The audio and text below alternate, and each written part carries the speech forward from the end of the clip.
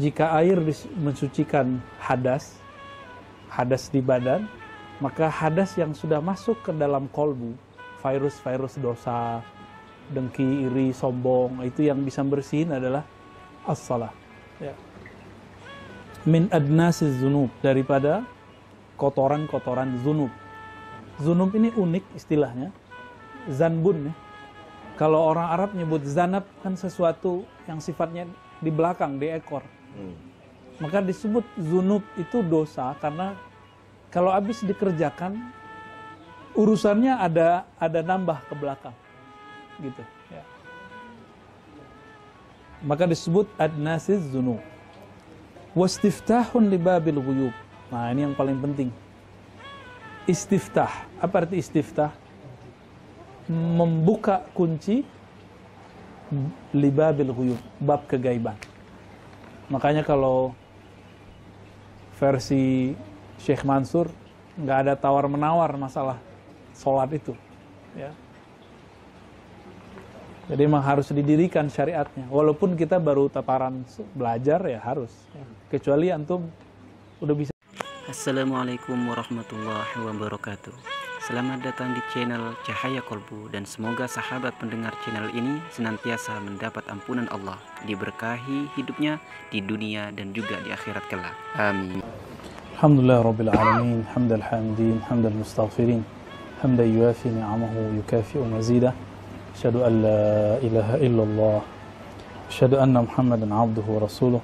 Allahumma salli wa sallim wa barik ala Sayyidina Ahmad, Sayyidina Muhammad, Sayyidina Al-Mahdi, wa ala alihi wa ashabihi wa libaitihi wa zurriyatihi ajma'in. Amma ba'du, yang sama-sama kita hormati guru kita tercinta Maulana Abati, mata'allahu fi hayatih wa yasrallahu fi kulli amri. Begitu juga guru kita, sahabat saya, guru saya juga, Syekh Al-Khidri Abdullah Al-Mansuri. Semoga dimudahkan misi-misi kebaikannya. Amin ya rabbal alamin. Begitu juga kepada Bangda Rizki, Dik Doang, Abdurrahim Akmali, langsung dapat nama, alhamdulillah. Dan sahabat-sahabat saya para Buya, Buya Barzakhi, dan masyaikh-masyaikh semua, para pengurus, para ahlul aurat, ahlul azkar, begitu juga para Gurandiliyah, tarekat Kalandariyah. Semoga kita malam ini dipandang Allah dalam pandangan ridho. Amin ya rabbal alamin. Teruntuk baginda Nabi SAW,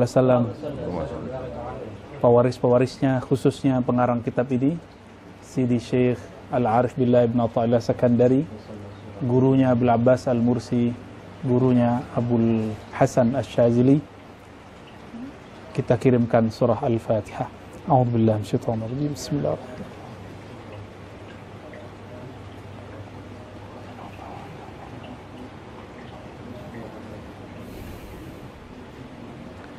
Baik teman-teman, alhamdulillah di samping saya ada Sidi Musa Zauki. Beliau beberapa waktu, ada 3 tahunan ya di Ahqaf, tapi tamatnya di Darussunnah dan UIN. Sekarang lagi S2 di UIN. Alhamdulillah khidmah baca kitab. Untuk membacakan kitab malam ini, kita masuk ke bab tentang hakikat sholat versi Ibn Atha'illah. Jadi di zaman itu ma'rifat sholat turunnya segitu, karena ma'rifat kan bertambah terus pengetahuannya. Tafadhal Sidi Musa Zauki. Baik, fadhal. Hikmah ke 120. Bisanadikum al-muttasil bila Imam Ibn Atha'illah Sakandari rahimahullah ta'ala wa nafa'allahu bihi wa bihi wa bihi. Amin. Qala as-salatu tuhratun lil qulubi min adnasid dunubi wastiftahun li babil uyubi. Salat itu adalah penyucian bagi kolbu dari kotoran-kotoran dosa dan pembuka bagi pintu kegaiban. Ya. Ya, secara harfiah kita tarjim ya, as-shalah, salat itu idealnya karena ada lafaz alif lam. Jadi kesempurnaan salat itu ada natijahnya, ada buahnya. Apa buahnya? Tuhratun lil qulub. Mensucikan kolbu.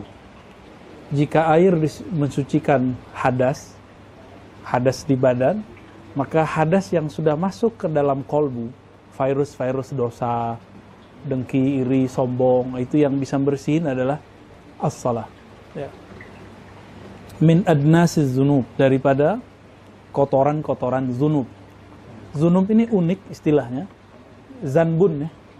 Kalau orang Arab nyebut zanab kan sesuatu yang sifatnya di belakang, di ekor. Maka disebut zunub itu dosa karena kalau habis dikerjakan urusannya ada nambah ke belakang. Gitu ya. Maka disebut adnasiz zunub. Wastiftahun libabil ghuyub. Nah, ini yang paling penting. Istiftah. Apa arti istiftah? Membuka kunci libabil ghuyub, bab kegaiban. Makanya kalau versi Syekh Mansur nggak ada tawar-menawar masalah sholat itu ya. Jadi memang harus didirikan syariatnya. Walaupun kita baru tataran belajar ya harus ya. Kecuali antum udah bisa cara sholat yang lain ya. Intinya sholat kan aqimis sholata lidzikri, surat Thaha. Dirikan sholat untuk zikri. Zikri artinya bukan menyebut tapi mengingat. Tapi kalau belum sanggup mengingat cukup menyebut. Berarti supaya kita bagus sholatnya, yang harus dilatih bukan cara membacanya, bukan gurokannya harus begini. Itu mah anak TK juga bisa. Yang dilatihkan zikirnya. Bagaimana cara berzikir kalau tidak kenal siapa yang dizikirkan? Saya mau ngingat sesuatu yang saya nggak kenal, bisa nggak? Antum bisa nggak ngingat sesuatu yang antum nggak kenal? Ada? Nggak mungkin. Dan itu ternyata sudah menjadi kaedah daripada akal. Akal itu tidak sanggup memikirkan sesuatu yang dia nggak pernah lihat, nggak pernah dia pikirkan dan nggak pernah dia tahu. Ini udah konsep di belakang brain kita, otak kita nggak bisa memikirkan sesuatu, membayangkan sesuatu yang dia nggak pernah ketemu. Nah, pertanyaannya, otak kita pernah ketemu Allah nggak? Yang pernah ketemu Allah siapa? Kolbu aja nggak pernah. Nafs aja nggak pernah. Yang pernah ar-ruh. Ar-ruh pernah ketemu. Jadi kalau torikot kita baru zikirnya di kolbu, nggak ketemu Allah, baru bisa menyebut Allah. Ingat belum bisa. Jadi si kolbu ini, dia kan servernya akal. Akal itu berpikir bagusnya dengan kolbu. Kolbu berpikir dengan apa? Kolbu itu kalau berzikir dia dengan ruh. Gitu nyambungnya ke sana. Jadi kalau kita buat, kalau orang awam, dia berpikir, fikroh ya. Bahasa Arabnya, fikroh. Fikroh mereka pakai apa? Datanya orang awam itu data empirik. Bahasa Arabnya, hissi. Ya. Apa yang dia lihat, itu yang dia jadikan bahan pikiran. Maka mereka dengan kata Al-Quran dan binatang sama. Ulaika kal an'am. Tapi kalau seorang mukmin, dia servernya nggak di sini, dia servernya di qalbu. Maka di Quran ada 2 ayat menyebutkan lahum qulubu ya'qiluna biha. Mereka kalau berpikir itu nggak pakai hissi, tapi pakai hati, pakai qalbu. Nah, qalbu ini sumbernya dari mana? Kalau dia nggak mengenal yang disebut, ya dia balik lagi ke sini. Berarti dia harus mengenal. Ah, qalbu itu teman-teman, ada yang jarang diekspos orang. Qalbu itu kan dia artinya sesuatu yang bergerak elastis. Berarti kalau qalbu sudah nggak elastis, dia disebut qaswah, kesat. Kapan qalbu kesat? Kalau dia sibuk sama ini. Ah, ini kalau orang udah sibuk sama hisi, apa yang terjadi? Muncul namanya ghaflah. Ini istilahnya ala Arab dikit ya, biar serem dikit ya. Nggak, memang kita bisa begitu. Ghaflah. Apa arti ghaflah? lalai. Nah ini. Jadi kalau orang sholatnya pakai, jadi ada pelatihan sholat di tengah gunung, di tengah hutan. Emang nambah khusyuk? Coba aja, gak usah jauh-jauh, pergi ke Mekah aja deh. Ini antum yang sudah bertahun-tahun di Madinah, sholat di Masjid Nabi khusyuk gak? Sesekali ya? Sesekali. Pergi ke Mekah, paling awal datang bergetar, tapi kalau sudah datang 2 kali, hari kedua aja udah gak ada getarannya. Yang sudah nginap di Mekah berapa hari. Gak ada, orang malah bengong, ngeliatin, ada yang muter-muter. Gak pernah dia memandang kolbunya. Jadi orang jauh-jauh pergi ke Mekah, itu dia gak pernah merem ke kolbunya. Dia malah ngeliatin orang jalan, kiri kan. Ya kasihan. Sekarang orang tutup sudah, gak bisa lagi kita umroh kan. Ini gak tahu. Saya udah gak yakin ada umroh lagi. Kalaupun ada umroh mungkin lokal-lokal mereka aja. Lalai. Tapi kalau kolbu ini, kalau dia sudah lalai, dia menjadi lama-lama keras. Namanya qaswah. Udah menjadi bahasa Indonesia, kesat. Keras. Jadi kolbu itu arti lainnya adalah sesuatu yang elastis. Elastis. Santai, rileks. Itu si kolbu, itu sifatnya dia. Jadi kalau orang sudah keluar dari fitrah kolbunya, karena si lalai ini, karena dia lupa mengingat Allah, sehingga masuk kemudian cinta dunia. Kita sih senang sama fulus, senang sama perbendaharaan dunia, tapi jangan cinta gitu aja. Nah, itu tipis-tipis tuh. Tipis-tipis. Ya bohong kalau orang nggak senang sama fulus kan. Bohong kan? Ya, antum kalau kerja pengen dapat gaji nggak? Kalau nggak ikhlas aja deh. Terima kasih kan gitu kan? Mau nggak digituin? Kan nggak mau. Orang ceramah ngajar aja minta gaji, minta honor sekarang. Bertarif lagi. Tapi kalau kata Maulana, untuk berjuang boleh bertarif katanya. Wah ini kesempatan nih. Buat antum bertarif nih. Ya, bertahun-tahun kita kan nggak boleh bertarif. Baik. Jadi kolbu ini supaya dia tetap elastis, bagaimana? Dia harus mengenang. Ini kolbu itu, coba lihat ada. Jadi syukur itu ada 2 level. Mensyukuri nikmat, mensyukuri yang memberi nikmat itu beda. Kalau mensyukuri nikmat, tambah syukur. Kebanyakan khotib kan makomnya di situ. La in syukartum la zidanakum. Ayatnya sih benar, dianya nggak benar. Kalau kalian syukur, nikmat bertambah. Dia balik logikanya. Logikanya apa? Kalau ingin ditambah rezeki, syukur. Bukan begitu. Itu logika keliru, logika orang awam jadi ustadz. Kalau ingin rezeki ditambah, syukur. Berarti dia berterima kasih kepada Allah bukan karena Allah layak dipuji, tapi karena dia pengen ditambah. Contoh nih, saya datang ke Bang Dik doang. Bang, suara ente keren banget bang. Pengen ditraktir kopi. Bukan karena saya ingin muji. Atau besok-besok mau minjem.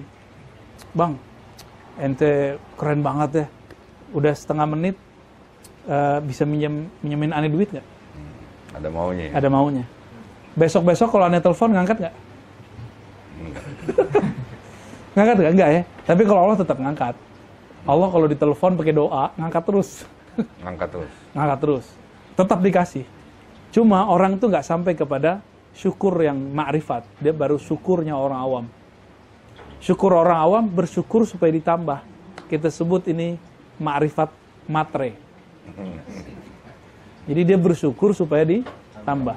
Sedangkan syukur yang arif billah, yang kenal Allah, dia bersyukur, saya puji Bang Dik doang karena memang pantas dipuji gitu, suaranya memang enak didengar gitu. Main musiknya memang seru gitu. Jadi nggak ada niat apa-apa, nggak ada maksud apa-apa. Nah, kira-kira gitu. Ada laki muji perempuan karena dia ingin mengeksploitasinya, bisa jadi. Siapa tahu si perempuannya kaya, ya kan?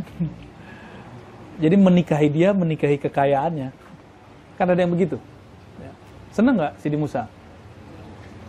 Dapat cewek tajir kan? Ntar mikir, wah nggak usah kerja, dakwah-dakwah aja kan? Itu masuk loh waham-waham gitu. Was-was gitu masuk. Ya.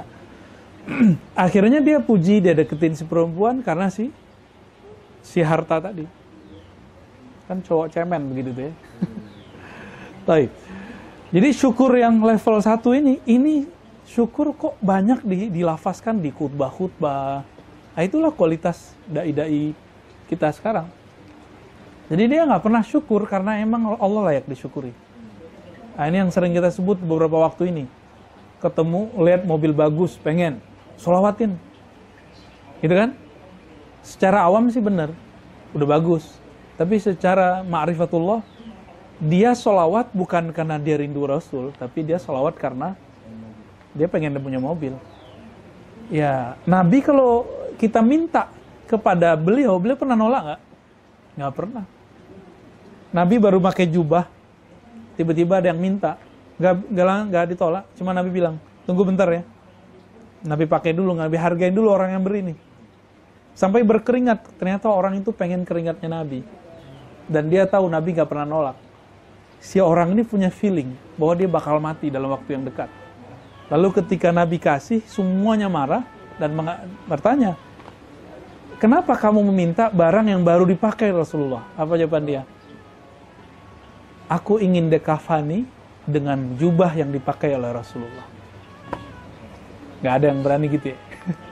Toh pada minta jubah antum ntar. Baik.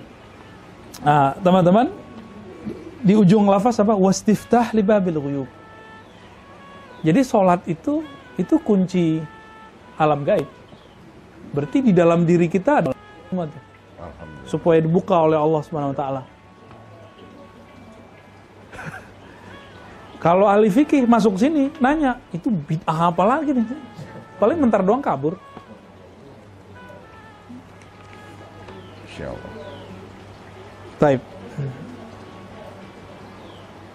Jadi kalau teman-teman kita melakukan riyadhah, latihan koneksi batin, nggak konek-konek, sholat aja. Nggak konek, mandi wajib lagi, mandi tobat.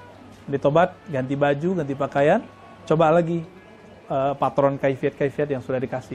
Dimulai dari sholat, dan memang sholat dasar, sangat dasar. Terima kasih sudah berkunjung di channel Cahaya Kolbu.